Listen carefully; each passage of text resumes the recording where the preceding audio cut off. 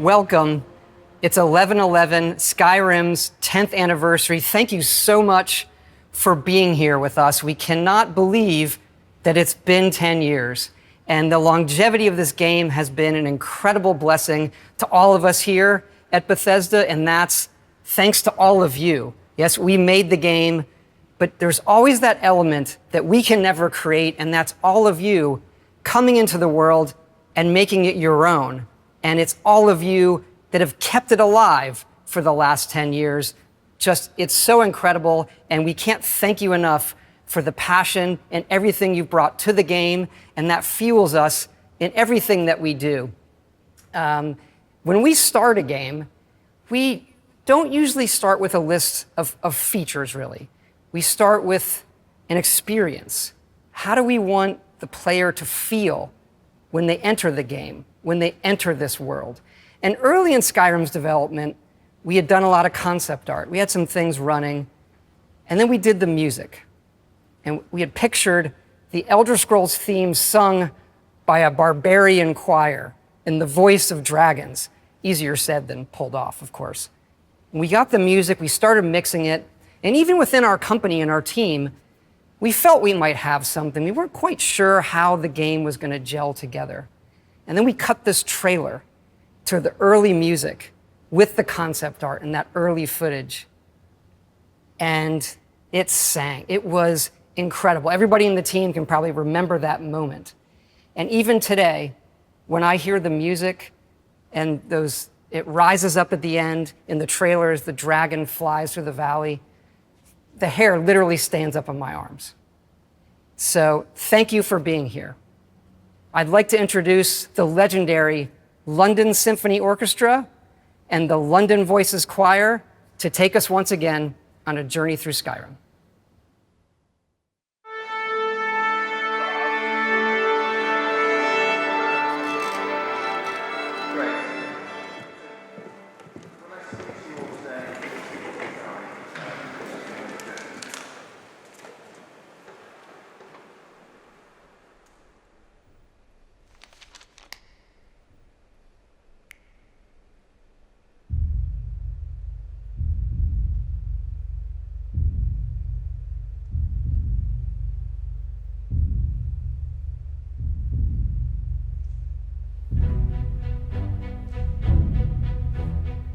There's this wide open world, and every single thing in it you can interact with.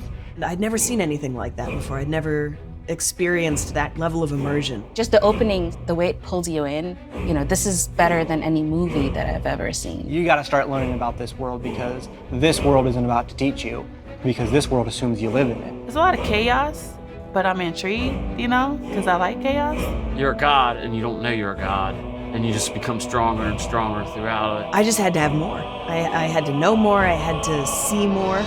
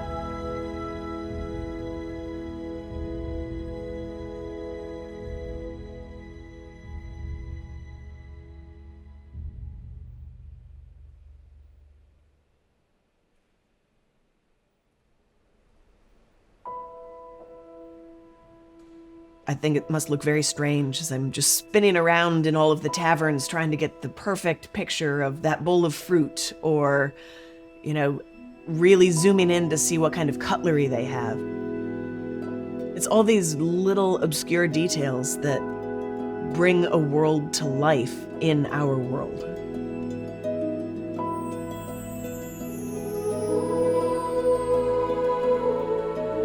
Well, I've always loved fantasy. When I first played Skyrim, I'd never seen anything like that before. I'd never experienced that kind of immersion in a game. I just had to have more. If you lived in a world like Skyrim, wouldn't it be fun to make a meal from that?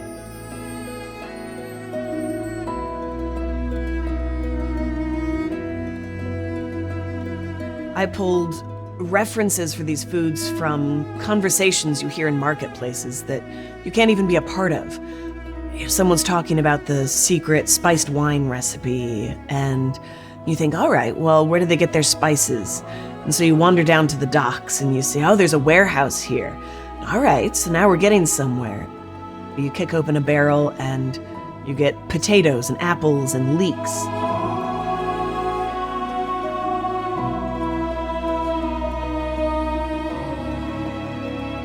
We suddenly found ourselves with a cookbook deal. I could not have anticipated this is where my life would go. To be gatekeepers to this hidden world. Its sight, its sound, its taste. Skyrim has very simple food, but they combine for these flavor powerhouses. It's delicious.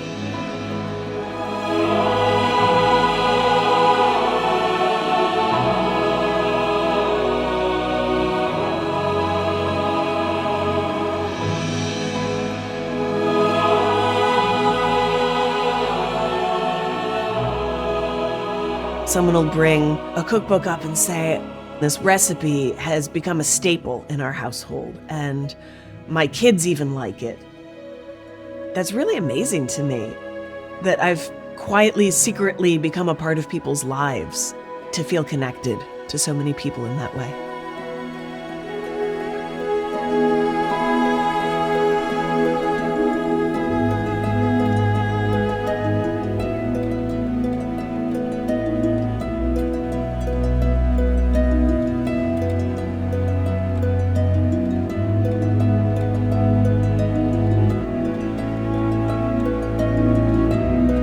In Vermont, we have a very Skyrim-y winter, so all of the photos with snow are just in my backyard. It made me like winter a little bit better. It's beautiful in the game, so it makes it a little easier to find the beauty in real life, too.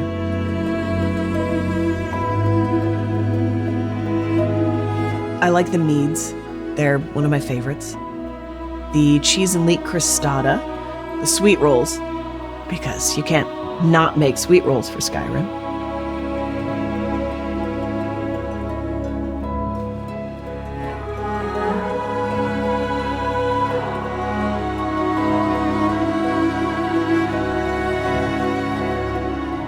We could all use a little more escapism.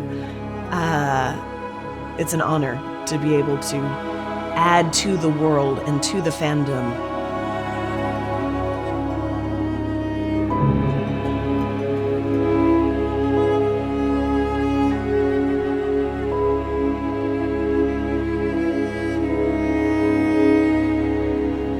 It's going to forever be a part of this fandom and the community, and it's a lot of responsibility, but I try to take it very seriously. Not too seriously.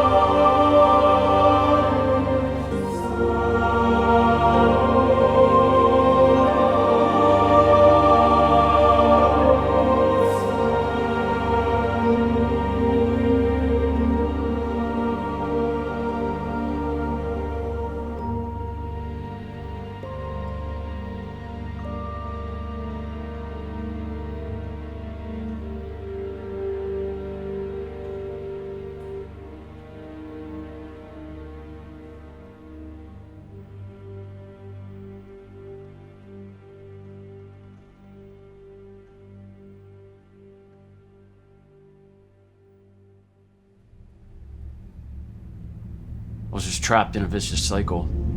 If I didn't change it, I was gonna end up dying either in a jail cell or dying in an abandoned house somewhere with a needle in my arm.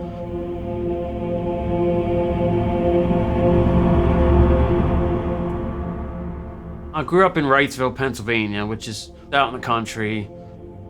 Me and my stepbrothers, we'd play outside every day. It was a good childhood. When I was 20, I got addicted to opiate painkillers. After that, it was just a slope downhill to where eventually I was shooting heroin. Put my family through hell. They had enough, they kicked me out.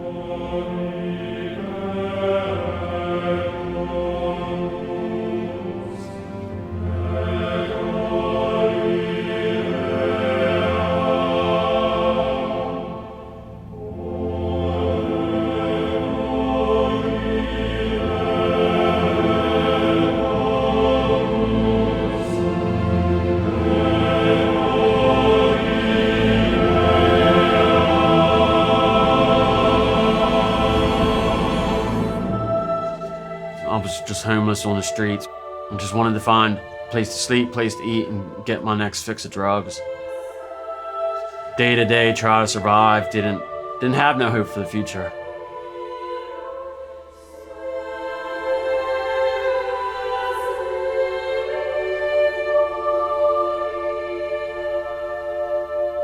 And I was in and out of jail. And eventually got caught selling heroin. I enrolled in a drug treatment court, and they found housing for me, which was a lot of restrictions that I just was never used to before. Curfews, going to meetings, NAAA meetings every single day, chores, community service. From 7 in the morning, had to be out of the recovery house and had to be on the street looking for a job, walking everywhere till 5 o'clock at night, walking 10, 15 miles a day. So it was pretty exhausting.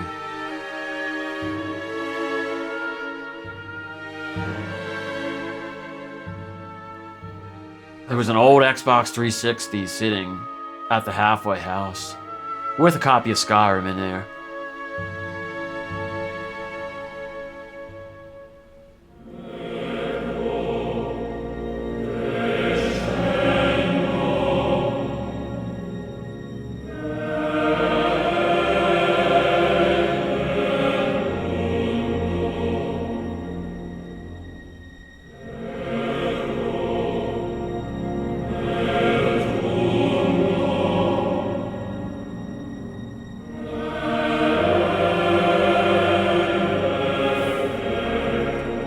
Without Skyrim, I don't think I would have stayed in recovery. Choice and consequence. You make your own story. If you want to go over here and start the side quest, and throw off the main mission, it's up to you. It gave me a sense of confidence.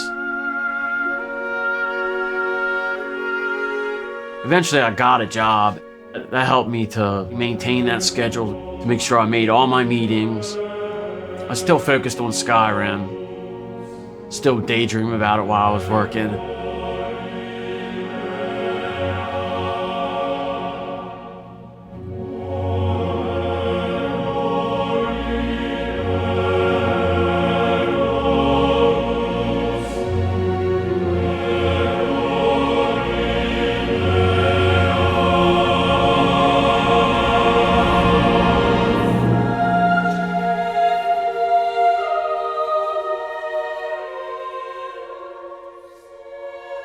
I was in several Skyrim and Fallout groups on Facebook.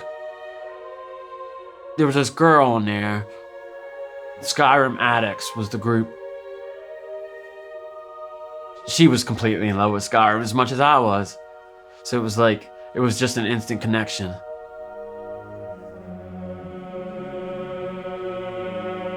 She started a new character, Khajiit, stealth archer like everyone does. But yeah, it was pretty good. 3 years later, that's my fiance.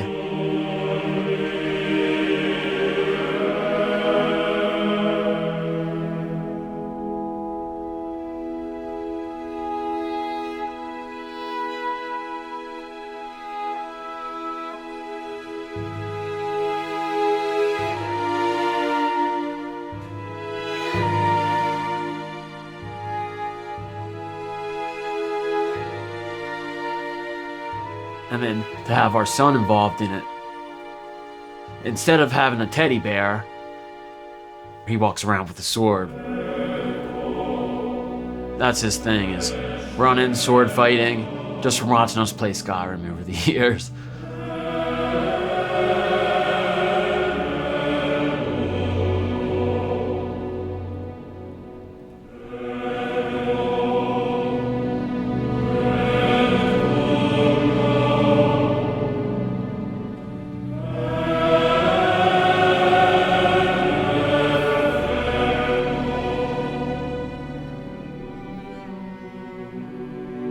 If you're addicted to drugs, you're in chains. You're bound in chains.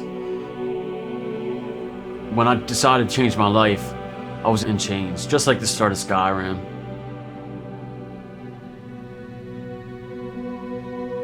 I would have never have imagined 5 years from then I would be sitting with my fiance, to have a child, to have a home, where I don't have to worry about being alone. I would have never dreamed of, never even thought it was possible. But it's because of Skyrim that I was able to change my life for the better.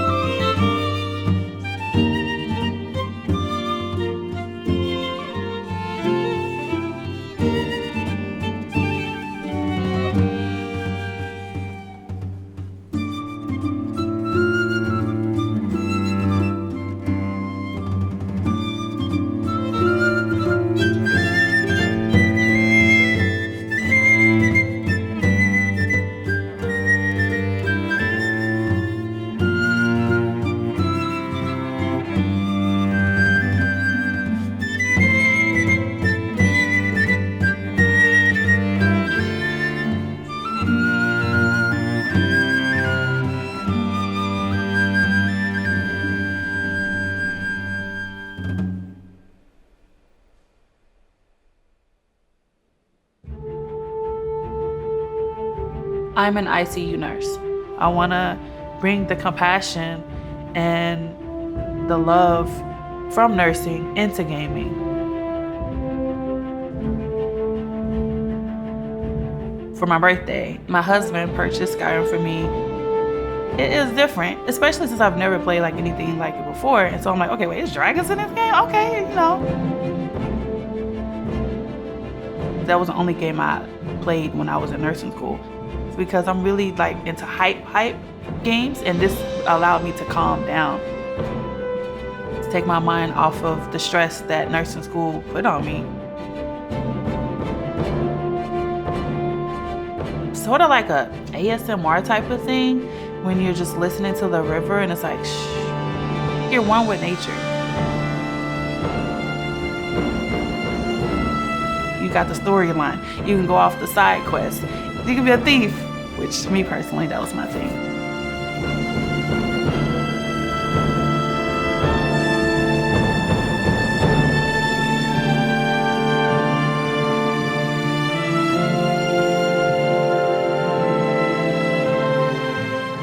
With Skyrim, you can't predict what's gonna happen because the dragon just pop up out of anywhere and then you're like, okay, here we go.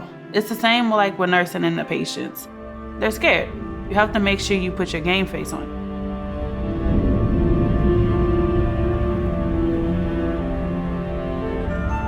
When I first became an ICU nurse, they trusted me to become a leader, like a charge nurse. And I'm like, did this, I was the leader of the Dark Brotherhood. Like, I don't know, like, I know like a lot of people's like, you're so silly, this doesn't even make any sense, but it does, because before I became a nurse, I've already learned how to lead in the game. It helped me become the confident woman I am today.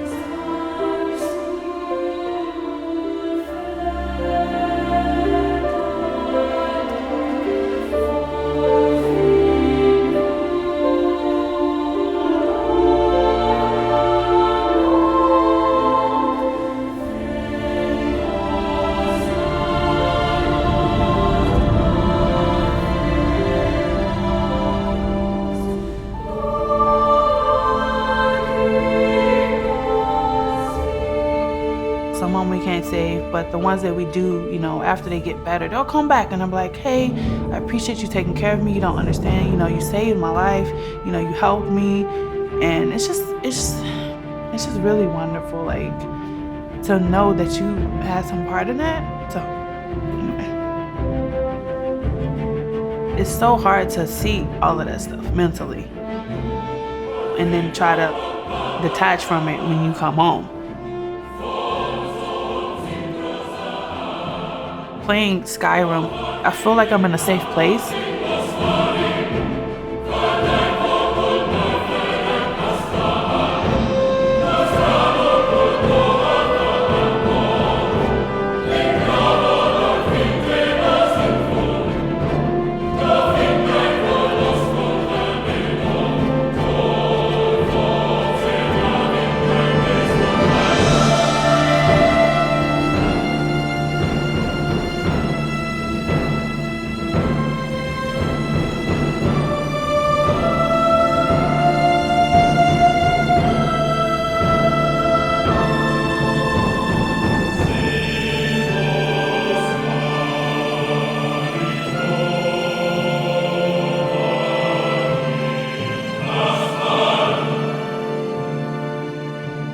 I just want everybody to see that a video game could impact my life in so many ways. All right, hey y'all. I'm the community manager for Nora Network. Yo, your hair look good though, for real. What you do to it? It's like a sisterhood, Black femmes mostly, because it's Black women and non-binary. We're here making sure everybody is understanding their worth.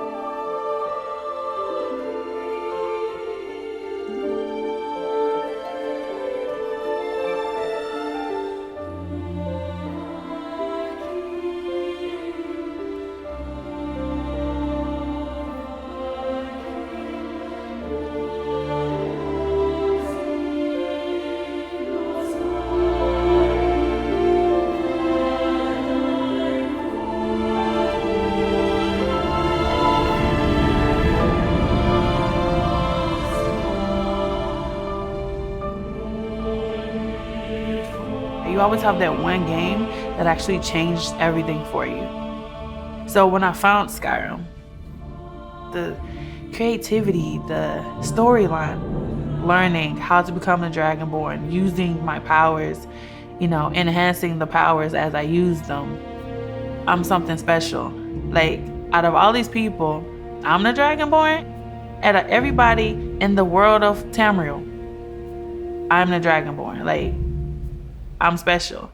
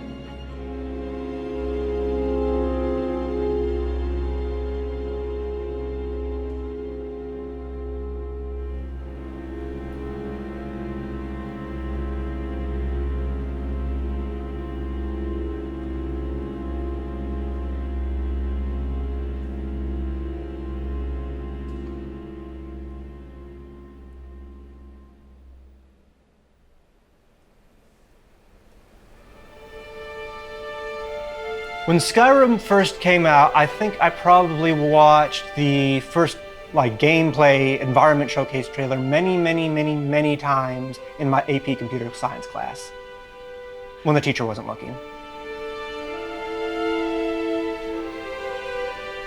You could go to any place, the world was massive, and every single thing in the world you could interact with. And that was just astounding for me at the time.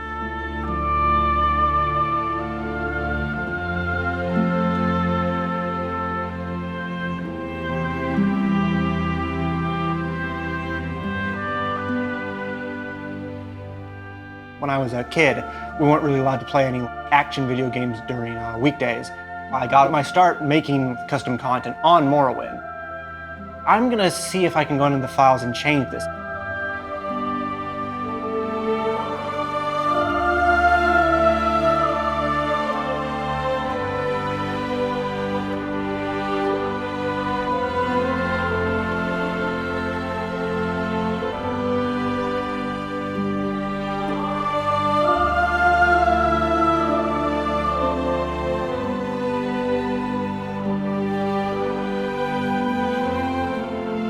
My parents thought it was like working like an Excel spreadsheet.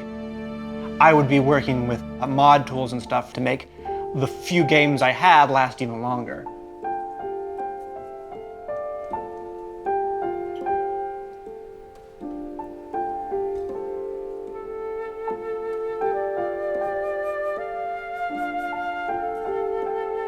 I've made roughly around 40 mods for Skyrim, give or take, of various sizes.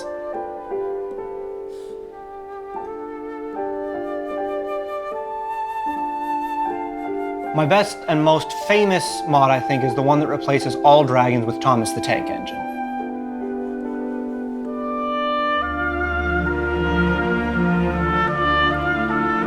If a game doesn't have a train, I mean, is it really a game? Is it? I don't think so.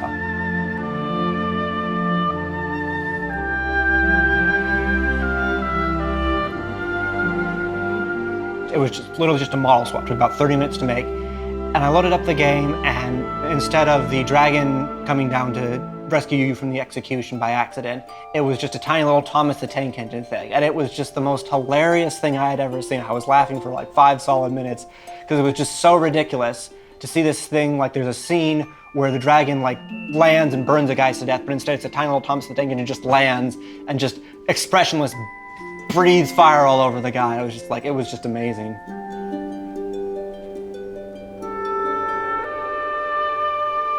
And it just exploded in ways I hadn't imagined. 3 days later, the video had reached 2.5 million views.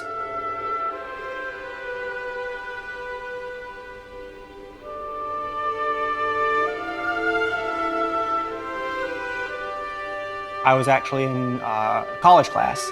I see the 2 guys in front of me on the computer watching the video. I'm like, you realize I made that, right? And they're like, no, you didn't. But I did.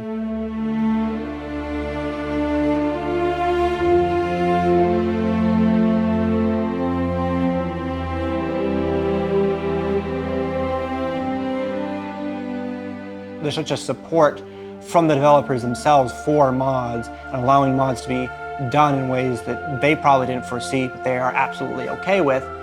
It really gives you an opportunity to express yourself in those ways with its editing tools.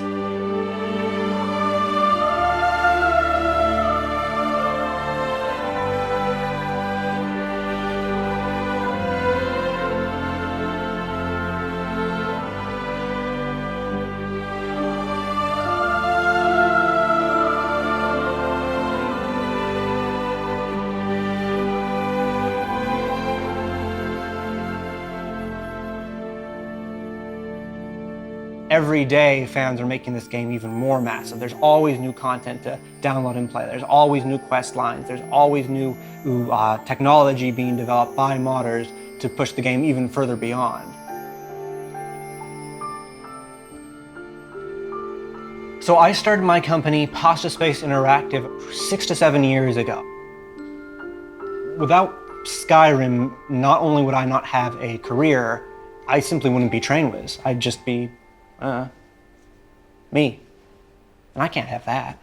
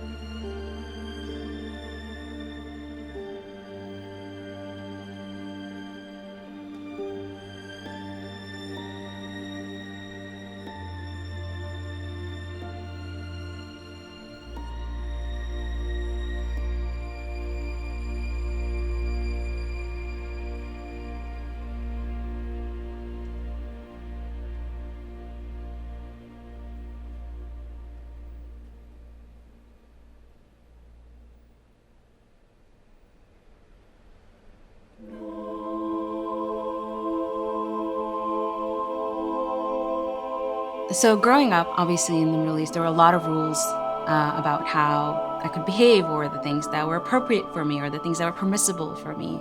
And even though those rules weren't set out in stone, they were sort of understood by all girls. As much as my parents supported me, they really didn't like that I wanted to go in and play Street Fighter. I definitely remember the first time I saw Skyrim. I walked into my then boyfriend's apartment to surprise him because he lived in a different city. And he was just hooked to his computer, chopping wood nonstop. And he didn't even notice that I had walked in. Hey, surprise, I'm here. And he looked up, and then after greeting me, he went right back to chopping wood. And seeing that wilderness, and you can actually feel that cold. I didn't know a video game could make you feel like that. The open world, to the characters, the customization. When you go on an adventure like that together, it just kind of bonds you from the start.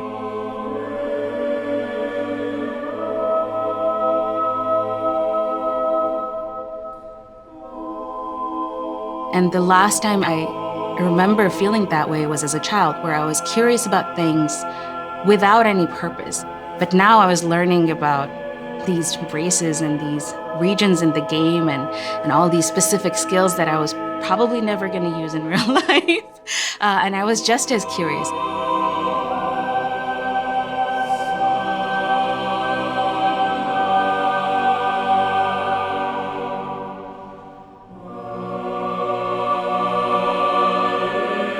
I thought I wanted to teach. Getting an education changed my whole family's trajectory. And he was like, what if you could do that through video games? You know, all these kids play games, and if you really want to teach them something, maybe you should consider making a video game. I was like, I have no idea how to make a video game. He's like, I do. And you want to teach, maybe we could try making something together. And I said yes. I said yes to many things after that. That was the beginning of many yeses after that. And we shortly got married and started a studio.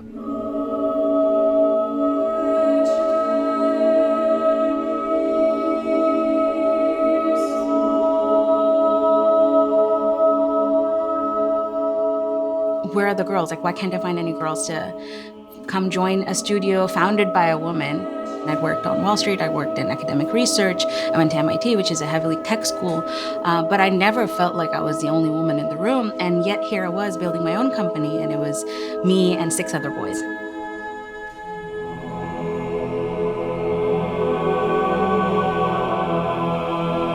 That was sort of the beginning of a social experiment that we now call Girls Make Games. We just wanted to run one summer camp and meet a whole bunch of girls who self-identified as gamers and ask them, you know, what they liked about games and whether they would consider working in the industry growing up. And it was such an emotional experience for everyone. They had found a place where they felt validated. It's hard to not be moved by that passion. And that was sort of like after the first summer, I went back to my team and I was like, hey guys, I think I'm gonna do this for a few years. And it's been 8 years since. To us, Skyrim is like that friend that brought us together, that friend that made the introduction, because we had just met and we're getting to know each other, and I was getting to know video games alongside him.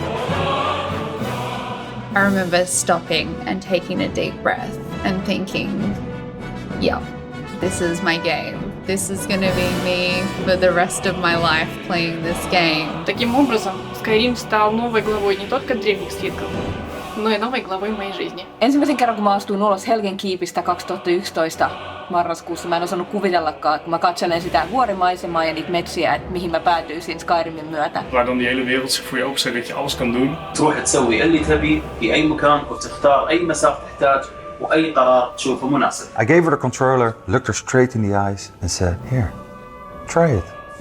She played from 10 p.m. till 4 in the morning. El juego me ha marcado porque llevo un tatuaje del logo de Skyrim. It almost feels like it was just yesterday that I was traveling up a mountain for the first time. I could feel the icy wind. I could hear a dragon roaring and flying in the distance. Le combat contre la première araignée m'a foutu la peur de ma vie. صراحة حرفيا قفلت اللعبة أكثر من مرة. We kept playing it, passing the baby and the controller back and forth. El tema de Skyrim me ha calado tan profundo que incluso he escrito varias novelas sobre Skyrim. Мне потребовалось научиться гриму для образов, и теперь я профессионально работаю гример. سكايرم خلتني أتعمق أكثر في عوالم الألعاب المفتوحة خصوصا ألعاب الرول بلاي. La montagne, la forêt, le tertre. Oh bah Skyrim, c'est avant tout des sujets de conversation où que vous soyez, puisque qui n'a pas joué à Skyrim après tout. El juego ha tenido demasiado impacto en mi vida, gracias a él he logrado formar una comunidad muy grande y además he conocido un montón de personas importantes para mí que comparten la misma pasión que yo por el propio juego. I'll probably be playing Skyrim in another 10 years' time. I am still learning and finding new discoveries, locations, quests, characters. Yıllardır oynuyorum, yıllarca da oynarım. Parece que no importa cuánto juegues, siempre habrá algo nuevo a la vuelta de la esquina.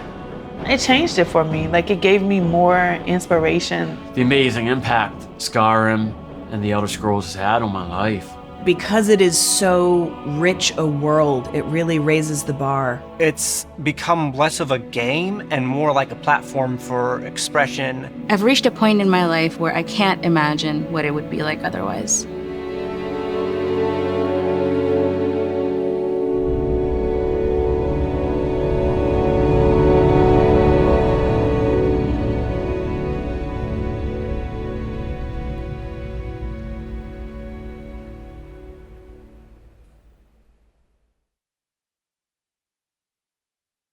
Thank you. That was incredible.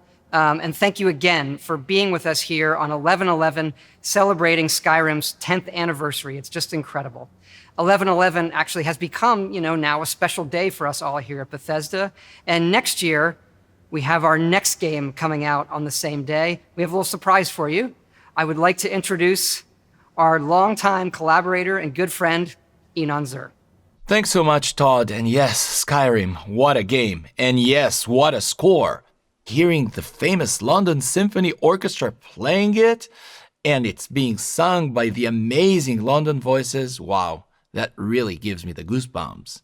Throughout the years, I got to compose so many games for Bethesda, from the Fallout series and Elder Scrolls Blades and others. I feel so fortunate and lucky to do it, and I really feel Bethesda is almost like part of my family. But now, let's take a little journey. Let's fly away from these snowy peaks of Skyrim right into the stars.